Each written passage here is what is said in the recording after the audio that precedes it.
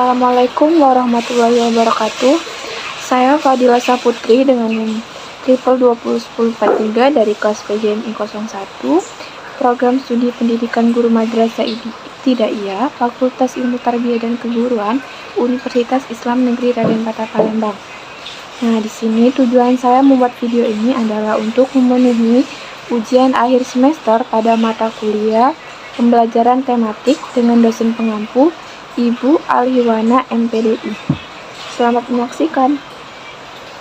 Assalamualaikum warahmatullahi wabarakatuh. Selamat pagi anak-anak. Apa kabarnya hari ini? Alhamdulillah jika baik semua. Sepertinya kurang semangat ya. Kalau ibu tanya apa kabarnya hari ini, kalian jawab Alhamdulillah. Luar biasa. Allahu Akbar. Kita ulang. Anak-anak ibu, apa kabarnya hari ini? Alhamdulillah. Luar biasa. Allahu Akbar. Nah, alhamdulillah ya anak-anak ibu, semangat semua. Nah, sebelum kita memulai pembelajaran kita pada hari ini, ada baiknya kita berdoa dulu. Coba ketua kelas dipimpin doanya ya.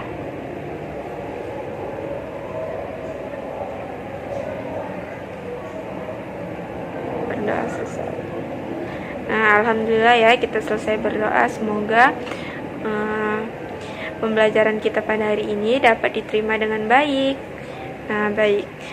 Selesai berdoa, agar kalian tetap semangat, mari kita menyanyikan lagu dulu biar kalian semangat. Sudah pada siap? Siap, oke, siap. Kita nyanyi Satu Nusa Satu Bangsa.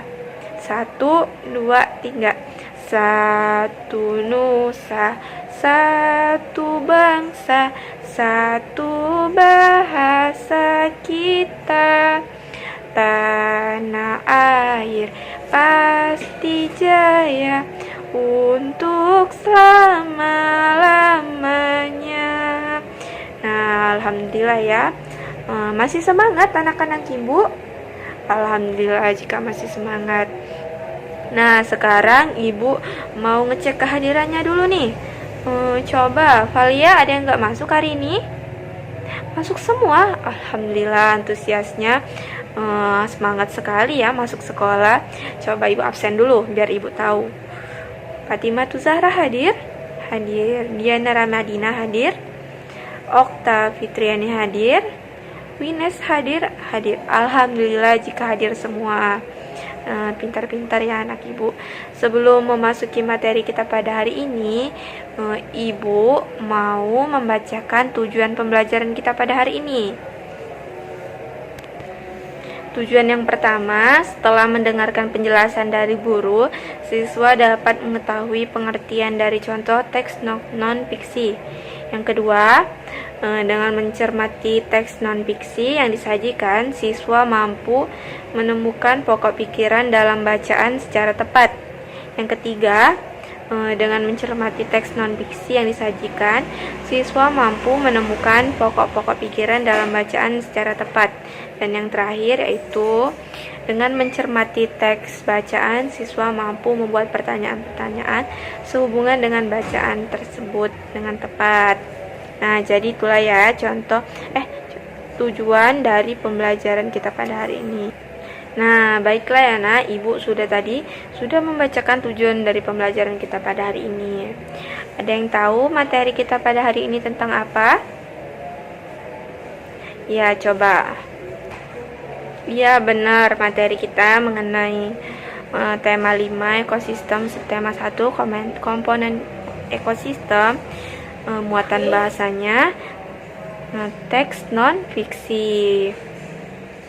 Nah, agar anak-anak ibu lebih paham lagi mengenai teks fiksi tadi, silakan anak-anak ibu mendengar video yang akan ibu sajikan ya. Jangan lupa didengar dan ditulis di catatan kalian nanti. Ada pertanyaan atau tidaknya nanti akan ibu jelaskan di akhir. Oke? Selamat menyaksikan anak-anak. Oke anak-anak, selanjutnya kalian simak video ini, jangan sampai ketinggalan, oke? Oke. Nah, teks non-fiksi ini adalah teks yang berisi informasi berdasarkan fakta atau kenyataan. Teks non-fiksi dapat kita temukan dalam artikel, surat kabar, atau majalah. Contoh teks non-fiksi antara lain esai, jurnal tentang sejarah atau ilmiah, biografi, serta karya sastra. Nah, dalam teks non-fiksi ini, informasi-informasi yang dapat disajikan tentunya memiliki keterkaitan satu sama lain secara berurutan sesuai kenyataan yang ada. Informasi-informasi tersebut disusun hingga menjadi sebuah paragraf yang padu. Setelah itu, paragraf-paragraf digabungkan hingga menjadi sebuah teks non-fiksi. Teks non-fiksi dapat dipahami isinya jika kita dapat menggali informasi teks tersebut. Untuk menggali informasi teks tersebut, langkah selanjutnya adalah dengan menjawab pertanyaan berdasarkan teks yang telah dibaca. Nah, ciri-ciri teks non-fiksi yang pertama memiliki pembahasan dengan bahasa formal, resmi atau baku. Yang kedua menggunakan gaya bahasa denotatif atau memiliki makna sebenarnya. Yang ketiga tersusun atas fakta dan data yang nyata. Yang keempat ditulis secara runtut. Yang terakhir merupakan temuan baru atau penyempurnaan temuan lama. Dalam teks non-fiksi ini terdapat informasi tentang suatu kejadian berdasarkan fakta yang disusun dalam konsep-konsep teks non-fiksi.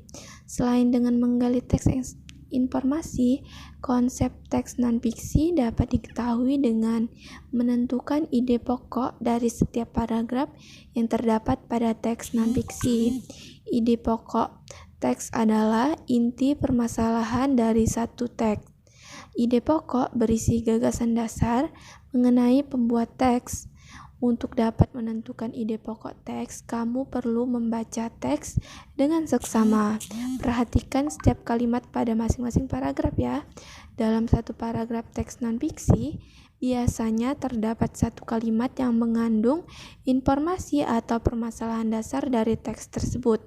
Pada kalimat itulah ide pokok teks dapat ditemukan.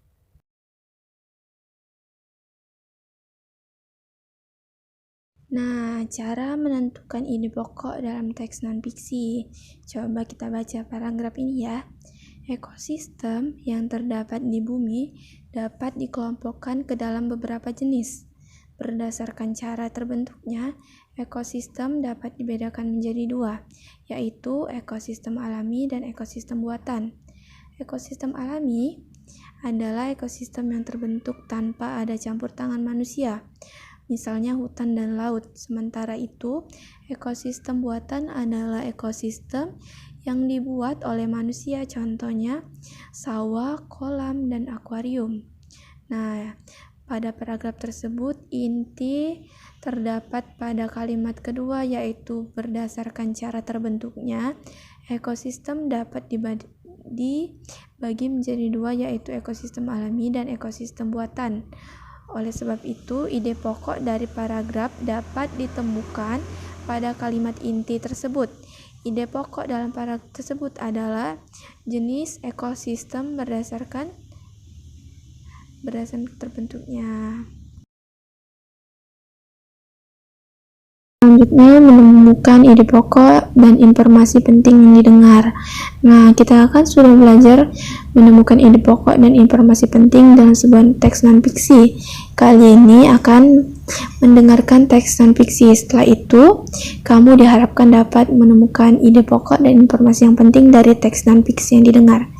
Nah, untuk menemukan ide pokok dan informasi penting, kamu dapat memperhatikan hal berikut. Yang pertama, dengarkan teks non-fiksi yang dibacakan dengan saksama. Yang kedua, catatlah kata-kata kunci yang terdapat dalam teks paragraf serta gunakan kata tanya apa, siapa, di mana, kapan, mengapa, dan bagaimana untuk membantu menemukan ide pokok dan informasi penting pada setiap paragraf.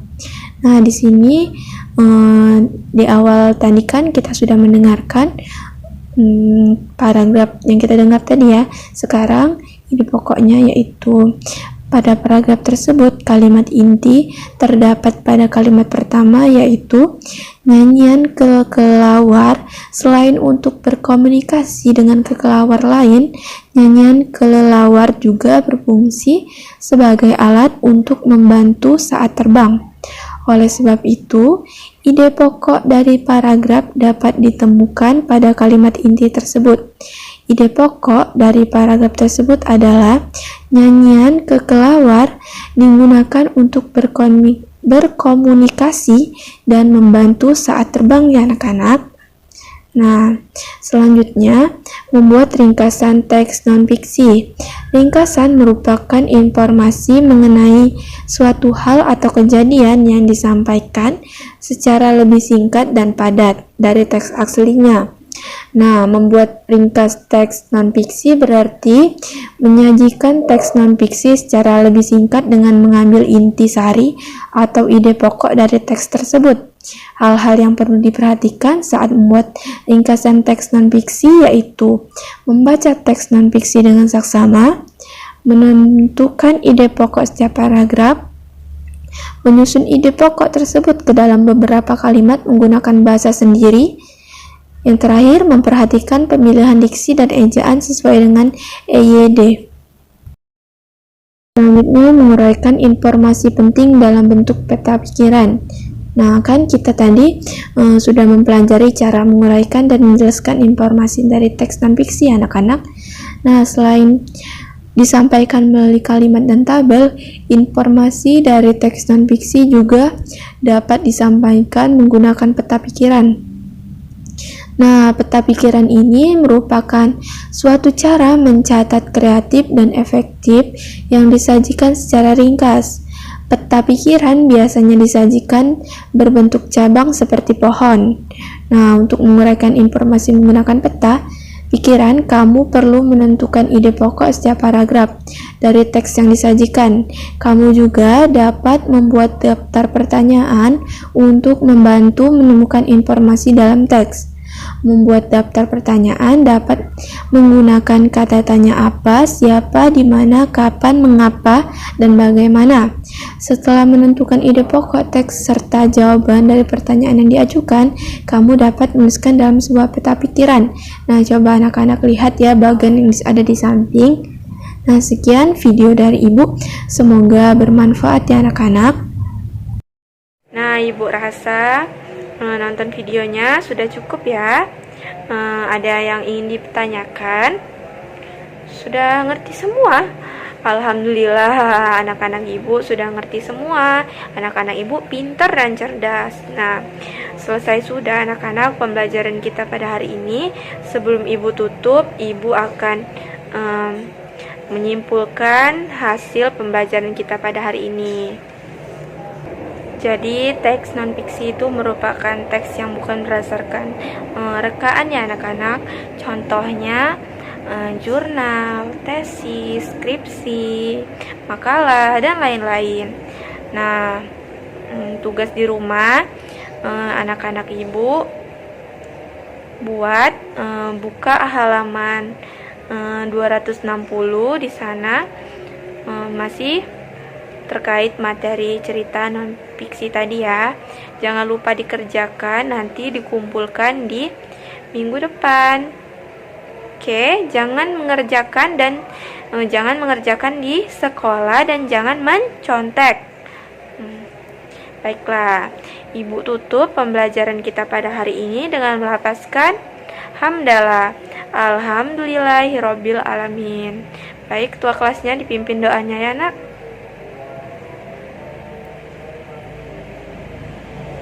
Amin. Terima kasih ya nak. Nah, Ibu mohon maaf apabila ada kesalahan kata. Kepada Allah Ibu mohon ampun. Wabillahi taufiq wal hidayah. Wassalamualaikum warahmatullahi wabarakatuh. Nah, terima kasih ya anak-anak sudah berpartisipasi pada pembelajaran kita pada hari ini. Semangat terus belajarnya. Gapai terus cita-citanya. Sampai jumpa minggu depan anak-anak.